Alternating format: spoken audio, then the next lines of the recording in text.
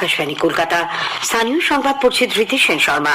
বিশেষ খবর হলো, রাজ্য সরকার ত্রিস্তরীয় পঞ্চায়েত ব্যবস্থায় গ্রাম পঞ্চায়েত স্তরে ৬,০০০-এর বেশি শূন্য পদে লোক নিয়োগের সিদ্ধান্ত নিয়েছে। তৎকালীন পূর্ববঙ্গ থেকে রাজ্যে আসা মানুষজনদের জন্য কলোনিগুলির নাম পরিবর্তন করা হচ্ছে। সন্দেশখালীতে তৃণমূল কংগ্রেস নেতা শাহজাহান শেখের বাড়িতে ইডির তল্লাশির সময় আধিকারিকদের ওপর আক্রমণের ঘটনার প্রেক্ষিতে রাজ্যপালের তলবে মুখ্য সচিব ও স্বরাষ্ট্র সচিব আজ রাজভবনে যান। শাহজাহানকে গ্রেপ্তারের দাবিতে বিজেপির ন্যাজাট থানা ঘেরাও অভিযানকে কেন্দ্র করে ধুন্ধুমার কাণ্ড বাধে। বাংলাকে ঐতিহ্যবাহী ধ্রুপদী ভাষা হিসেবে স্বীকৃতি দেওয়ার জন্য প্রধানমন্ত্রীকে চিঠি রাজ্য সরকারের। গঙ্গাসাগর মেলাকে জাতীয় স্বীকৃতি দেওয়ার আবেদন জানিয়েও মুখ্যমন্ত্রী কেন্দ্রকে চিঠি দিয়েছেন। এদিকে সাগর মেলায় পুণ্যার্থীদের ভিড় বাড়ছে। প্রাইভেট নার্সিংহোম ও হাসপাতাল থেকে রাজ্যে কোভিড ছড়াচ্ছে বলে দাবি করে মুখ্যমন্ত্রী সাবধানতা অবলম্বনে সকলকে মাস্ক পরার পরামর্শ দিয়েছেন। বাংলা আগামীকাল রঞ্জি ট্রফি ক্রিকেটে উত্তরপ্রদেশের মুখোমুখি হবে। আসছে বিস্তারিত খবরে। রাজ্য সরকার ত্রিস্তরীয় পঞ্চায়েত ব্যবস্থায় গ্রাম পঞ্চায়েত স্তরে ৬,০০০-এর বেশি শূন্য পদে কর্মী নিয়োগের সিদ্ধান্ত নিয়েছে। রাজ্য মন্ত্রিসভার বৈঠকে আজ এই সংক্রান্ত একটি প্রস্তাব গৃহীত হয়। মন্ত্রিসভার সদস্য মানস ভূঁইয়া পরে সাংবাদিকদের জানান, এই স্তরে ৬,৬৫২টি পদ ছাড়াও পঞ্চায়েত সমিতি স্তরে ৫৬৪টি পদে দ্রুত লোক নিয়োগ করা হবে। প্রশাসনে গ্রাম পঞ্চায়েত স্তরে প্রায় ৬,৬৫২টি বিভিন্ন পদে শূন্য ছিল। সেই জায়গাগুলো আজকে আমরা মুখ্যমন্ত্রীর নেতৃত্বে ক্যাবিনেটের সিদ্ধান্ত হয়েছে এগুলো পূরণ করা হবে। গ্রাম পঞ্চায়েত স্তরে ৬,৬৫২ আর পঞ্চায়েত সমিতি স্তরে ৫৬৪। এতে করে ত্রিস্তর পঞ্চায়েত নির্বাচনের প্রশাসনিক কাজ, উন্নয়নের কাজ এবং সম্মানীয় মুখ্যমন্ত্রীর নির্দেশ ক্রমে যে জোয়ার চলছে, উন্নয়নের জোয়ার, কেন্দ্রের বঞ্চনা সত্ত্বেও তৎকালীন পূর্ববঙ্গ থেকে এই রাজ্যে আসা মানুষজনদের জন্য কলোনিগুলির নাম পরিবর্তনেরও সিদ্ধান্ত নিয়েছে রাজ্য সরকার। নবান্নে আজ মুখ্যমন্ত্রীর পৌরোহিত্যে রাজ্য মন্ত্রিসভার বৈঠকে এই সংক্রান্ত একটি প্রস্তাব গৃহীত হয়। বৈঠকের পর মন্ত্রী অরূপ বিশ্বাস সাংবাদিকদের বলেন, এখন থেকে উদ্বাস্তু কলোনিগুলির নাম হবে স্থায়ী ঠিকানা। সেখানে বসবাসকারী সকলকে জমির পাট্টাও দেওয়া হবে। যারা উদ্বাস্তু কলোনির মানুষ স্থায়ী ঠিকানায় দীর্ঘ বছর ধরে তারা রয়েছেন সংগ্রাম লড়াইয়ের মধ্যে দিয়ে, আজকে আমাদের মাননীয় মুখ্যমন্ত্রী তাদের বলেছেন যারা উদ্বাস্তু কলোনিতে আছেন প্রত্যেকেই সরকারের তরফ থেকে পাট্টা পাবেন এবং এখন পর্যন্ত প্রায় ৯৯% মানুষ তারা পাট্টা পেয়েছেন এবং কিছু মানুষ তাদের পারিবারিক সমস্যা তার জন্য এখনো পাননি। তা সত্ত্বেও সরকার চেষ্টা করা হচ্ছে যাতে এই ১% মানুষও পাট্টা পান।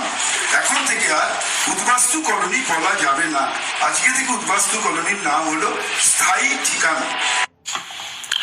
মন্ত্রিসভার বৈঠকে স্টার সিমেন্টকে লিজ হোল্ডের বদলে ফ্রি হোল্ড দেওয়ারও সিদ্ধান্ত হয়েছে। বৈঠকের পর শিল্পমন্ত্রী শশী পাজা বলেন, জলপাইগুড়ির কোতোয়ালি থানার পথকাটি এবং খাড়িয়া মৌজার প্রায় ১০ একর জমি এই সংস্থা রাজ্য সরকারের কাছ থেকে লিজ নিয়েছিল। সেই জমির চরিত্র বদলের জন্য বাজার দরের ১৫% চার্জ নিয়ে ফ্রি হোল্ড সত্ত্ব দিচ্ছে রাজ্য সরকার। এছাড়া জগদীশপুরের হোশিয়ারি পার্কে ১৫টি হোশিয়ারি সংস্থার নতুন ইউনিট খোলার জন্য ৩.৫ একরেরও বেশি জমি দেওয়ার অনুমোদন দিয়েছে শিল্প পরিকাঠামো সংক্রান্ত মন্ত্রিসভার স্থায়ী কমিটি। উত্তর ২৪ পরগনার সন্দেশখালীতে সম্প্রতি তৃণমূল কংগ্রেস নেতা শেখ শাহজাহানের বাড়িতে ইডির হানা এবং তার প্রেক্ষিতে ইডি আধিকারিক ও সংবাদ মাধ্যমের প্রতিনিধিদের ওপর আক্রমণের ঘটনার প্রেক্ষিতে রাজ্যপাল সিভি আনন্দ বোসের তলবে সাড়া দিয়ে রাজ্যের মুখ্য সচিব ভগবতী প্রসাদ গোপালিকা এবং স্বরাষ্ট্র সচিব নন্দিনী চক্রবর্তী আজ রাজভবনে যান। তারা রাজ্যপালের সঙ্গে দেখা করে বর্তমান অবস্থা সম্পর্কে তাকে অবহিত করেন। বেশ কিছুক্ষণ তাদের মধ্যে কথাবার্তা হয়, তবে এই বিষয়ে এখনো পর্যন্ত সরকারিভাবে কিছু জানানো হয়নি। এদিকে শাহজাহান শেখের ঘটনা নিয়ে দলনেত্রী মুখ্যমন্ত্রী মমতা ব্যানার্জিকে প্রশ্ন করা হলে তিনি বিষয়টি নিয়ে কোনো মন্তব্য করবেন না বলে জানিয়েছেন। ইডির আধিকারিকদের বিরুদ্ধে আপাতত কোনো কড়া পদক্ষেপ করতে পারবে না পুলিশ, এই মর্মে কলকাতা হাইকোর্ট নির্দেশ দিয়েছে। সন্দেশখালী কাণ্ডে ইডির আবেদনের প্রেক্ষিতে আজ এই নির্দেশ। তাদের আধিকারিকদের বিরুদ্ধে পুলিশের এফআইআর খারিজ করার দাবিতে গতকাল হাইকোর্টে মামলা করেছিল কেন্দ্রীয় তদন্তকারী সংস্থা। গত শুক্রবার রেশন দুর্নীতি কাণ্ডে সন্দেশখালীতে তৃণমূল কংগ্রেস নেতা শেখ শাহজাহানের বাড়িতে তল্লাশিতে গিয়ে আক্রান্ত হন ইডি আধিকারিক ও কেন্দ্রীয় বাহিনীর জওয়ানরা। এই ঘটনায় ইডি থানায় একটি এফআইআর দায়ের করে। আবার তাদের আধিকারিকদের বিরুদ্ধেও পুলিশ এফআইআর দায়ের করেছে বলে ইডি অভিযোগ করে। এই মামলায় আজ বিচারপতি জয় সেনগুপ্ত নির্দেশ দেন, পুলিশ ওই এফআইআর এর ভিত্তিতে কোনো ইডি আধিকারিকের বিরুদ্ধে কড়া পদক্ষেপ করতে পারবে না। পরবর্তী শুনানিতে সিদ্ধান্ত হবে আদৌ ওই এফআইআর খারিজ করা হবে কিনা। অন্যদিকে রেশন বন্টন দুর্নীতি মামলায় অন্যতম মূল অভিযুক্ত শেখ শাহজাহানকে অবিলম্বে গ্রেপ্তারের দাবিতে এবং তার বাড়িতে অভিযানের সময় ইডি আধিকারিকদের আক্রান্ত হওয়ার প্রতিবাদে বিজেপির নেজার থানা ঘেরাও অভিযানকে কেন্দ্র করে আজ ধুন্ধুমার বাঁধে। বিজেপির রাজ্য সভাপতি সুকান্ত মজুমদারের নেতৃত্বে সন্দেশখালীর দক্ষিণ আকড়াতলা থেকে মিছিল করে সহস্রাধিক কর্মী সমর্থক নেজারের থানার দিকে এগোতে শুরু করলে পুলিশ তাদের বাধা দেয়। গার্ডরেল দিয়ে তাদের আটকানোর চেষ্টা করে বিজেপি কর্মীরা তা তুলে নালায় ফেলে দেন। দুপক্ষের মধ্যে শুরু হয় ধস্তাধস্তি। দলের পক্ষ থেকে 5 জনকে থানায় যেতে দেওয়ার অনুমতি চাওয়া হলেও এলাকায় 144 ধারা জারি রয়েছে। এই অজুহাতে পুলিশ মাত্র 2 জনের প্রতিনিধি দলকে থানায় যাওয়ার অনুমতি দেয়। এর প্রতিবাদে সুকান্ত বাবু থানার সামনে রাস্তায় বসে পড়ে বিক্ষোভ শুরু করেন। আধ ঘন্টা পর এক প্রতিনিধি দল তাদের দাবি সম্বলিত স্মারকলিপি থানায় জমা দেন।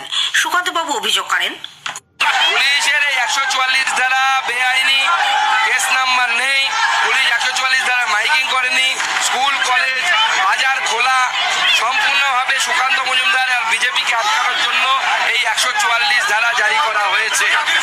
এই 144 ধারা যদি সেদিন জারি করা হতো তাহলে পরে এই অবস্থা হতো না, সাংবাদিকরা মার খেত না, ইডি অফিসাররা মার খেত না, ভারতবর্ষের সংবিধানের মকারি হতো না এই জমিতে। লোকসভা ভোটের আগে মুখ্যমন্ত্রী তোষামোদের রাজনীতি করছেন বলে বিজেপি অভিযোগ করেছে। দলের সাংসদ লকেট চট্টোপাধ্যায় আজ বর্ধমানে সদর কার্যালয়ে এক বৈঠকের পর সাংবাদিকদের বলেন, সে কারণেই মমতা ব্যানার্জি শেখ শাহজাহানের মতো দেশ বিরোধী ও নেতিবাচক কাজের সঙ্গে যুক্তদের মদত দিচ্ছেন। শেখ শাহজাহানকে গ্রেপ্তার না করার বিষয়ে প্রদেশ কংগ্রেস সভাপতি অধীর রঞ্জন চৌধুরী বলেছেন, শেখ শাহজাহান যে তৃণমূলের মহাপুরুষ, তাকে বাঁচাতে কোনো চেষ্টা তো ত্রুটি করবে না পুলিশ। তাকে রক্ষা করতে, তার বিরুদ্ধে যারা কোনো অভিযোগ না জানাতে পারে তার জন্য চেষ্টা তো ত্রুটি করবে না। এখন বিজেপি তার নিজের পার্টি, সে কি করবে না করবে সেটা তাদের ব্যাপার। বিজেপি তো সবসময় কোর্টে যায়, তো কোর্টের পারমিশনই যাচ্ছে না কেন এখানটায়। স্থানীয় সংবাদ শুনছেন আকাশবাণী কলকাতা কেন্দ্র থেকে। বাংলাকে ঐতিহ্যবাহী ধ্রুপদী ভাষা হিসেবে স্বীকৃতি দেওয়ার জন্য প্রধানমন্ত্রী নরেন্দ্র মোদীকে চিঠি দিয়েছে রাজ্য সরকার। নবান্নে আজ বিকেলে এক সাংবাদিক বৈঠকে মুখ্যমন্ত্রী মমতা ব্যানার্জি বলেন, বাংলা ভাষার বিবর্তনের ইতিহাস অনেক প্রাচীন। তামিল, সংস্কৃত, তেলুগু, ওড়িয়া ভাষা অনেক আগে স্বীকৃতি পেলেও বাংলা ভাষা কেন তা পায়নি সে ব্যাপারেও তিনি প্রশ্ন তোলেন। গঙ্গাসাগর মেলাকে জাতীয় স্বীকৃতি দেওয়ার আবেদন জানিয়েও মুখ্যমন্ত্রী কেন্দ্রকে চিঠি দিয়েছেন। নবান্নে তিনি সাংবাদিকদের বলেন, প্রধানমন্ত্রী নরেন্দ্র মোদীকে এই মর্মে লেখা চিঠিতে সাগর মেলাকে জাতীয় স্বীকৃতি দানের পাশাপাশি কুম্ভ মেলার মতো সাগর মেলাকেও আর্থিক সহায়তা দেওয়ার আবেদন জানানো হয়েছে। চলতি বছরে গঙ্গাসাগর মেলায় রাজ্য সরকার 250 কোটি টাকা খরচ করেছে বলেও মুখ্যমন্ত্রী জানান। তিনি আরো বলেন, কুম্ভ মেলার স্বীকৃতি পেয়েছে, আমরা খুশি। কুম্ভ তো অনেকদিন পর পর হয়, প্রতি বছর হয় না। গঙ্গাসাগর প্রতি বছর হয়। সুন্দরবন প্রত্যন্ত অঞ্চলে একটি দ্বীপের উপরে গঙ্গাসাগর অবস্থিত, যেখানে জল পেরিয়ে প্রত্যেকটা মানুষকে যেতে হয়। কোন দিকে কম আছি আমরা? 1 কোটির ওপর লোক যাতায়াত করে। এবছরও আমাদের ধারণা, যেহেতু কুম্ভ নেই, 1 কোটির উপর ছাড়িয়ে যাবে।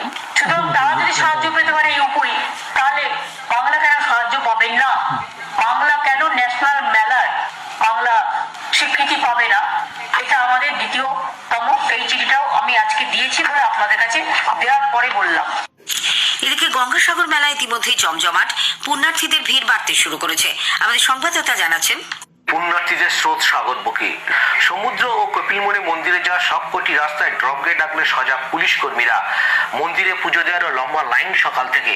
এবারের পুণ্য স্নান শুরু হচ্ছে 14ই জানুয়ারি ভোর থেকে, চলবে 16ই জানুয়ারি পর্যন্ত। মেলায় প্রায় 7,000-এর বেশি পুলিশ কর্মী মোতায়েন আছে।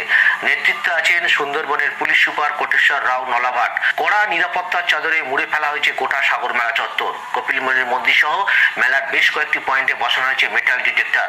নাশকতা এড়াতে প্রশিক্ষিত গোয়েন্দা কুকুর ঘুরে বেড়াচ্ছে।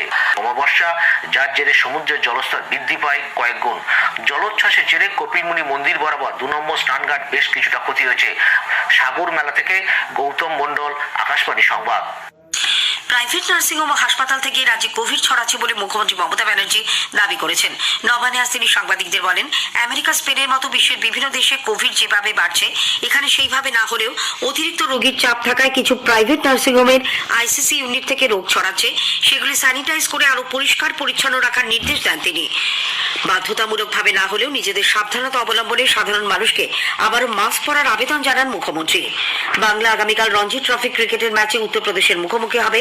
কানপুরের গ্রিন পার্ক ক্রিকেট স্টেডিয়ামে খেলা শুরু হবে সকাল 9:30টায়। স্থানীয় সংবাদ শেষ হলো।